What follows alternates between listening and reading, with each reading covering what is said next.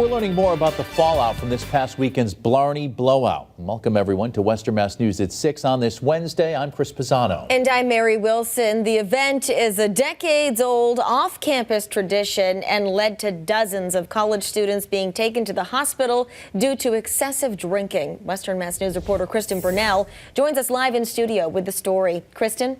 Chris and Mary, during a virtual meeting this week, the Amherst town manager expressed concerns about what the rest of the semester will look like following what happened this past weekend off campus. People participating, we think, were primarily, they were all student aged, but there was a large contingent that came from out of town. So it became more of a destination party for many people. This is a party that people start drinking at 6:30, 7, 8 o'clock in the morning and then go throughout the day. Amherst town manager Paul Buckelman discussing the aftermath from Blarney Blowout weekend, an off-campus event during a virtual town council meeting on Monday.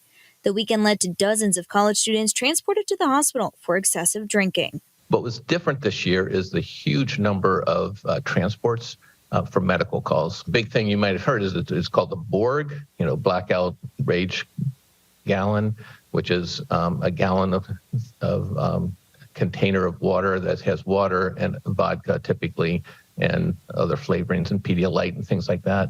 A spokesperson for UMass Amherst shared a statement with Western Mass News that reads in part, quote, "We are communicating with students and parents this week regarding the personal and public health dangers related to high-risk drinking." During Monday's meeting, Buckelman expressed his hopes to have ongoing conversations with university leaders as concerns linger over what's to come for the rest of the semester. We are concerned about next year, but more importantly, we're concerned about this spring because with the universities, usually by the end of April, they're pretty much done.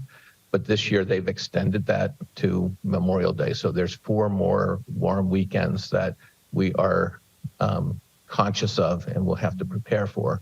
UMass Amherst responding to those concerns in a statement that reads in part, quote, UMass officials have been in ongoing conversations with our partners in the town of Amherst, and we're in the process of setting up meetings to discuss joint planning efforts for the spring. Meanwhile, one Amherst town councilor raised questions about the fees associated with Blarney Blowout.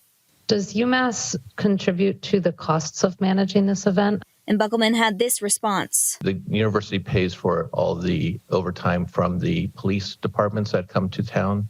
The mutual aid is just seen as mutual aid. Each of those communities absorbs those costs.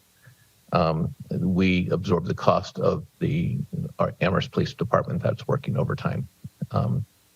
And because most of the events are on town land.